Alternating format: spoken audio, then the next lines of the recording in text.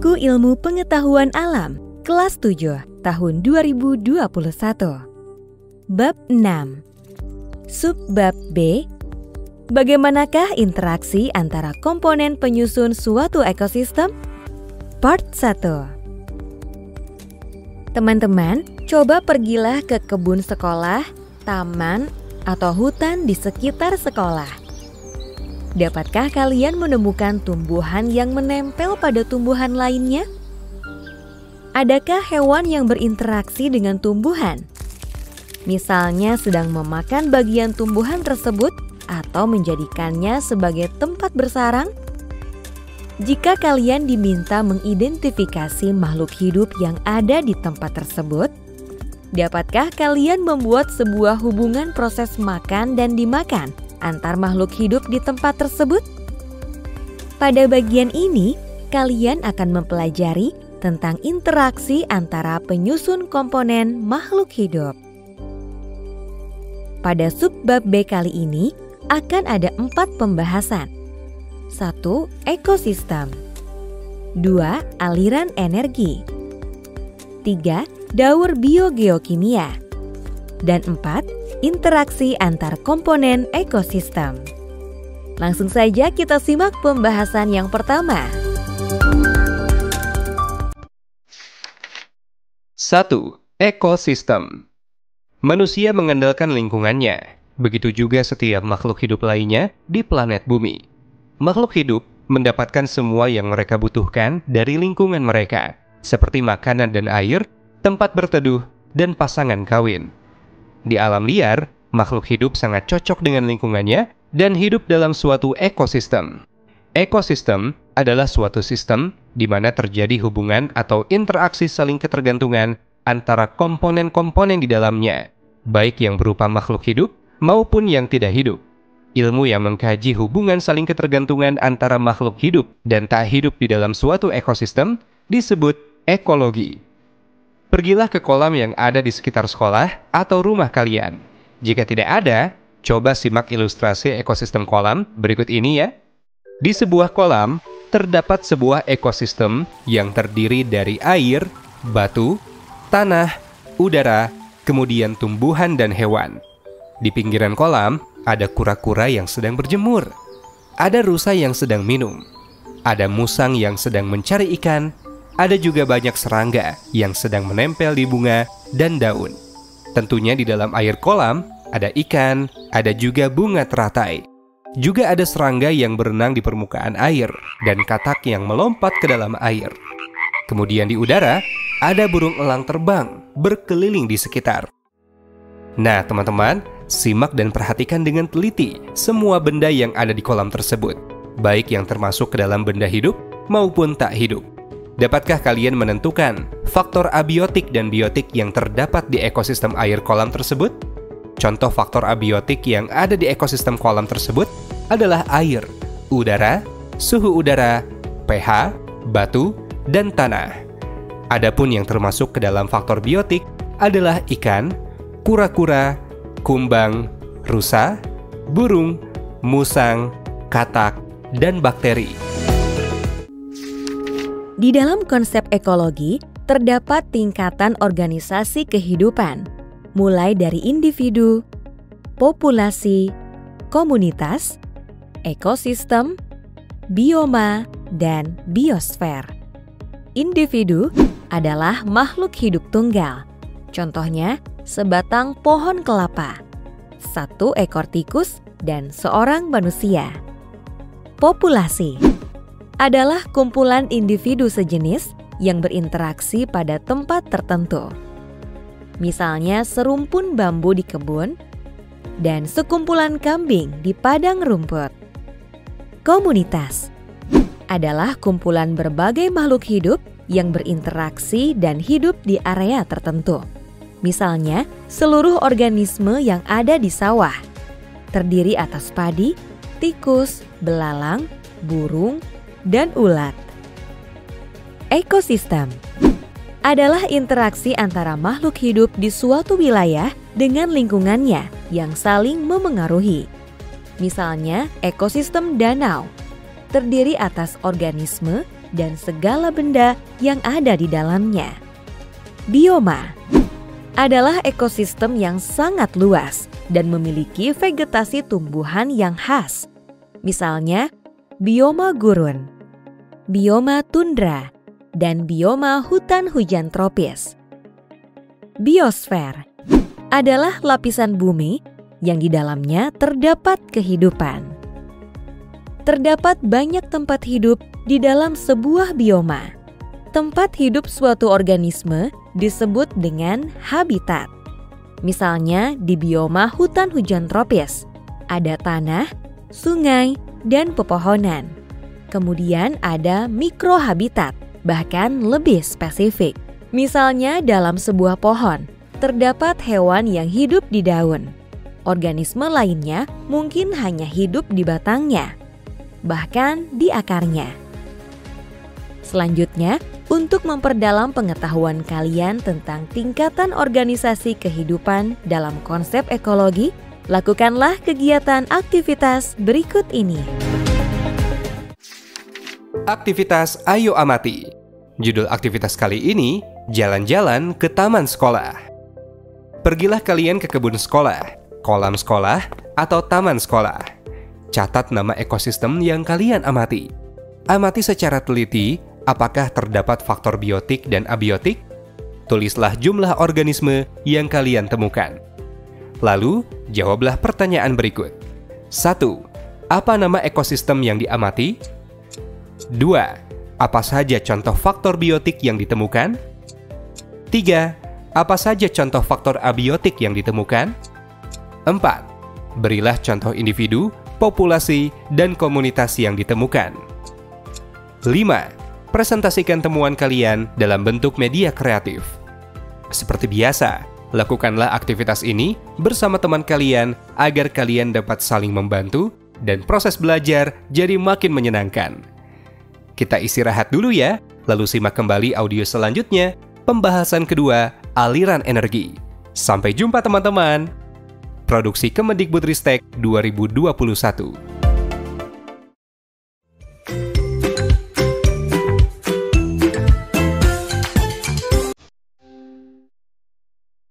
Buku Ilmu Pengetahuan Alam, kelas 7 tahun 2021. Bab 6, Subbab B, bagaimanakah interaksi antara komponen penyusun suatu ekosistem? Part 2. Hai teman-teman, kembali lagi di buku audio ini ya. Pembahasan selanjutnya, 2. Aliran energi. Setiap makhluk hidup memerlukan energi untuk melakukan berbagai aktivitas kehidupan. Hewan mendapatkan energi dengan cara memakan tumbuhan atau hewan lainnya. Adapun tumbuhan mendapatkan energi dari cahaya matahari melalui proses fotosintesis. Sesuai hukum kekekalan energi, energi tidak dapat diciptakan atau dimusnahkan, tetapi dapat diubah dari satu bentuk ke bentuk lainnya. Energi cahaya dari matahari diubah oleh tumbuhan menjadi energi kimia melalui proses fotosintesis. Energi tersebut berpindah ke organisme lainnya melalui proses rantai makanan. Rantai makanan adalah proses perpindahan energi dari satu makhluk hidup ke makhluk hidup lainnya melalui peristiwa makan dan dimakan. Yuk kita simak dulu ilustrasi rantai makanan berikut. Rantai pertama diawali dari tumbuhan. Contohnya, rumput sebagai produsen, berfotosintesis dengan bantuan sinar matahari dan air. Kemudian, rumput akan dimakan oleh belalang sebagai konsumen primer. Lalu belalang dimakan oleh katak sebagai konsumen sekunder. Selanjutnya, katak dimakan oleh ular sebagai konsumen tersier. Dan ular dimakan oleh burung elang sebagai konsumen puncak. Begitulah rantai makanan terjadi. Berdasarkan rantai makanan ini, tumbuhan berperan sebagai produsen karena mampu membuat makanan sendiri melalui fotosintesis. Adapun belalang, katak, ular, dan elang disebut konsumen karena mendapatkan makanan dari organisme lainnya. Belalang berperan sebagai konsumen tingkat 1, katak sebagai konsumen tingkat 2, ular sebagai konsumen tingkat 3 dan elang sebagai konsumen tingkat 4 atau konsumen puncak. Jika semua makhluk hidup tersebut mati, maka akan diuraikan menjadi senyawa anorganik melalui proses penguraian oleh organisme dekomposer. Contoh dekomposer adalah bakteri dan jamur. Teman-teman, tahukah kalian, tidak semua energi berpindah dari satu makhluk hidup ke makhluk hidup lainnya. Hanya sekitar 10% energi yang berpindah dari satu trofik ke trofik berikutnya. Lalu, kemanakah energi tersebut? Ada energi yang hilang dalam bentuk panas. Ada sebagian energi yang masih tersimpan dalam feses. Dan tidak semua bagian makhluk hidup dimakan oleh trofik di atasnya. Faktanya di lapangan, rantai makanan tidak berdiri sendiri. Beberapa rantai makanan di dalam suatu ekosistem saling berhubungan membentuk jaring-jaring makanan. Coba simak jaring-jaring makanan berikut ini. Rumput dimakan belalang, tikus, dan kelinci. Belalang dimakan kadal dan elang. Tikus dimakan ular dan elang juga. Kemudian kelinci ternyata dimakan elang juga. Semakin kompleks jaring-jaring makanan yang terbentuk, semakin tinggi tingkat kestabilan suatu ekosistem. Selanjutnya, untuk memperdalam pengetahuan kalian tentang aliran energi, ayo membuat rantai makanan dalam aktivitas berikut. Saatnya kita masuk pada bagian aktivitas Ayo Buat. Judul aktivitas kali ini yaitu membuat rantai makanan. Pergilah ke kebun sekolah, kolam atau taman sekolah. Catatlah nama ekosistem yang kalian amati. Amati secara teliti makhluk hidup yang terdapat di dalamnya. Lalu jawablah pertanyaan berikut ini. 1. Apa nama ekosistem yang diamati? 2. Makhluk hidup apa saja yang dapat ditemukan? 3. Buatlah rantai makanan yang mungkin terjadi di ekosistem tersebut. 4. Presentasikan temuan kalian dalam bentuk media kreatif. Jika kalian menemukan kesulitan dalam mengerjakannya sendiri, ajaklah teman-teman untuk mengerjakannya bersama. Kalian dapat saling membantu dan belajar jadi semakin menyenangkan. Kita lanjut pembahasan selanjutnya ya. 3. Daur biogeokimia. Pernahkah kalian memperhatikan air hujan yang turun dari langit? Dari manakah air yang ada di langit tersebut?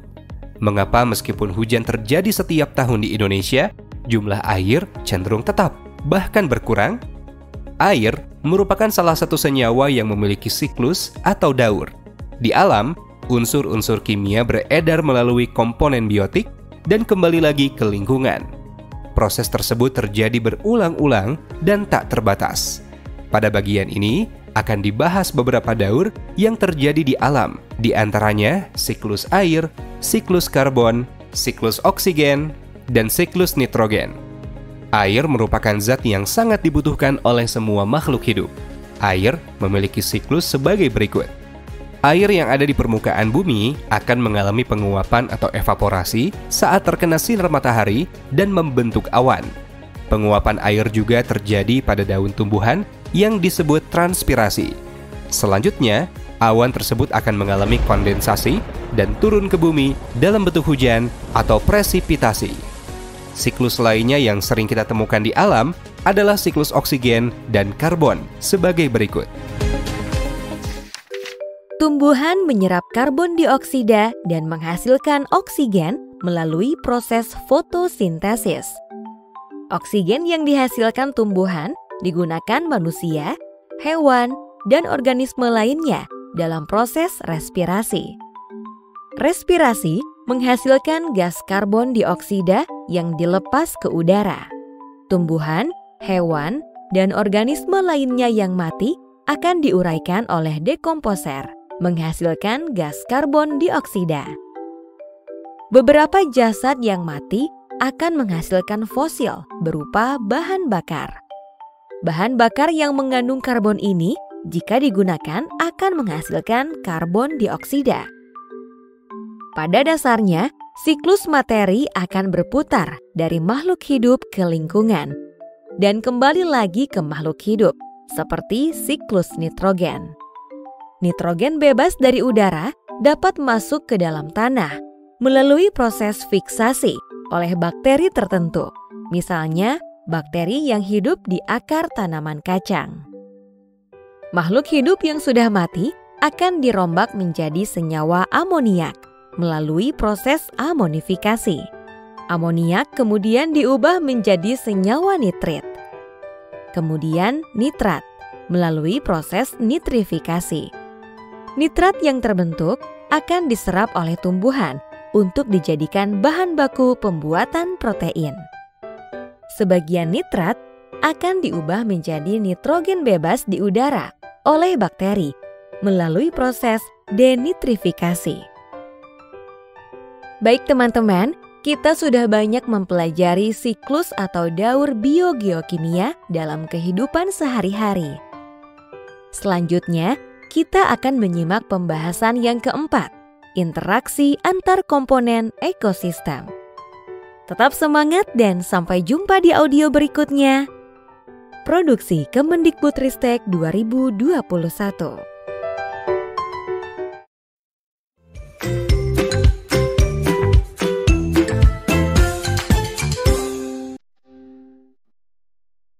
Buku Ilmu Pengetahuan Alam kelas 7 tahun 2021.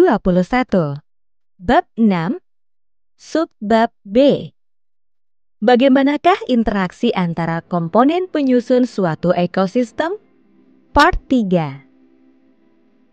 Teman-teman, kita lanjutkan lagi pembahasannya ya, yaitu yang keempat, interaksi antar komponen ekosistem.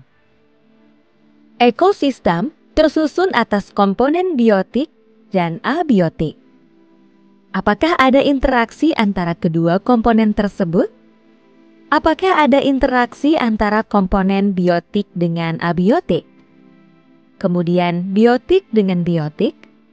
Serta abiotik dengan abiotik? Selanjutnya, untuk memperdalam pengetahuan kalian tentang interaksi antar komponen ekosistem, ayo kita lakukan aktivitas berikut ini. Aktivitas percobaan. Ukur suhu di sekitar kita. Lakukanlah aktivitas ini secara berkelompok. Ambil sebuah termometer. Ukur suhu di lapangan terbuka saat siang hari setelah 2 menit. Jika memiliki luxmeter, maka ukurlah intensitas cahayanya. Pengukuran dilakukan 3 kali, kemudian rata-ratakan. Masuklah ke dalam ruangan yang tertutup dan memiliki sumber cahaya matahari terbatas. Ukur suhunya dan catat datanya. Jika memiliki luxmeter, maka ukurlah intensitas cahayanya. Pengukuran dilakukan 3 kali, kemudian rata-ratakan. 1. Buatlah grafik hubungan antara intensitas cahaya matahari dengan suhu. 2. Apakah terdapat hubungan antara intensitas cahaya matahari dengan suhu lingkungan? 3. Jelaskan interaksi antara komponen abiotik dengan abiotik lainnya yang terjadi di alam. Berdasarkan aktivitas tadi, interaksi antar komponen ekosistem tidak hanya terjadi antara makhluk hidup saja. Interaksi dapat juga terjadi antara komponen abiotik dengan abiotik lainnya. Pada paparan sebelumnya telah dijelaskan interaksi antara komponen biotik dengan abiotik melalui siklus biogeokimia. Interaksi antara komponen biotik dengan biotik sudah dijelaskan melalui proses rantai makanan dan jaring-jaring makanan. Pada bagian ini akan dijelaskan lebih lanjut tentang interaksi antar spesies yang terjadi di alam. Jenis-jenis interaksi yang umum terjadi adalah kompetisi, predasi, herbivori, dan simbiosis. Selanjutnya, untuk memperdalam pengetahuan kalian tentang interaksi antar komponen biotik, ayo kita lakukan kegiatan aktivitas berikut ini. Aktivitas ayo identifikasi. Jalan-jalan ke taman atau hutan di sekitar kita. Secara berkelompok, pergilah ke taman atau hutan yang ada di sekitar sekolah kalian.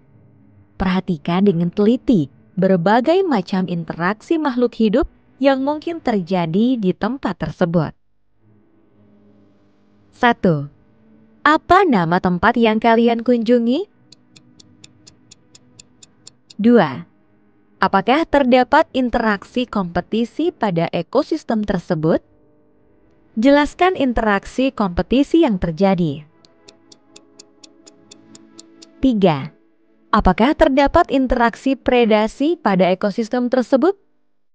Jelaskan interaksi predasi yang terjadi. 4. Apakah terdapat interaksi herbivori pada ekosistem tersebut? Jelaskan interaksi herbivori yang terjadi. 5. Apakah terdapat interaksi simbiosis pada ekosistem tersebut? Jelaskan interaksi simbiosis yang terjadi. 6. Buatlah laporan dalam berbagai bentuk media yang kreatif. Nah, teman-teman, berdasarkan aktivitas yang sudah kalian lakukan, kalian mungkin akan menemukan berbagai macam interaksi antar makhluk hidup jika ekosistemnya stabil. Jenis-jenis interaksi yang umum terjadi adalah kompetisi, predasi, herbivori, dan simbiosis. Mari kita simak penjelasan dari jenis-jenis interaksi tersebut. Kompetisi merupakan sebuah interaksi yang merugikan kedua makhluk hidup yang terlibat. Interaksi ini terjadi ketika dua organisme atau lebih bersaing untuk mendapatkan sumber daya yang sama dan terbatas, misalnya hidup di habitat dan sumber makanan yang sama. Contohnya adalah persaingan antar tumbuhan mendapatkan cahaya matahari, nutrisi, dan air. Predasi mengacu pada hubungan yang menguntungkan terhadap satu pihak, sedangkan pihak lain mengalami kerugian. Predasi merupakan interaksi antara satu makhluk hidup yang memangsa makhluk hidup lainnya. Contohnya adalah burung yang memangsa belalang. Herbivori merupakan interaksi yang melibatkan antara herbivora dengan produsen. Salah satu pihak akan dirugikan atau diuntungkan dalam interaksi herbivori ini. Contohnya adalah belalang yang memakan rumput. Simbiosis dalam ruang lingkup ini mempelajari mengenai hubungan erat antar populasi yang menempati habitat yang sama. Simbiosis dapat dibagi menjadi 3, yaitu parasitisme, mutualisme, dan komensalisme. Parasitisme adalah hubungan ketika salah satu organisme yang disebut parasit mendapatkan keuntungan, sedangkan organisme lain yang disebut inang dirugikan. Contoh simbiosis parasitisme adalah benalu yang hidup di pohon, serta cacing perut pada tubuh manusia. Mutualisme adalah hubungan yang menguntungkan kedua pihak. Contoh simbiosis mutualisme adalah kupu-kupu dengan tumbuhan berbunga. Komensalisme adalah hubungan yang menguntungkan salah satu pihak, tetapi pihak lainnya tidak mendapatkan keuntungan atau kerugian. Contoh simbiosis komensalisme adalah tanaman anggrek yang menempel pada batang pohon. Selamat ya teman-teman, kalian telah mempelajari hubungan antara komponen ekosistem. Kita lanjutkan materi subbab C, yaitu apa perbedaan keanekaragaman hayati Indonesia dengan di belahan dunia lainnya? Tentunya, kita lanjutkan pada audio selanjutnya ya. Produksi Kemendikbudristek 2021.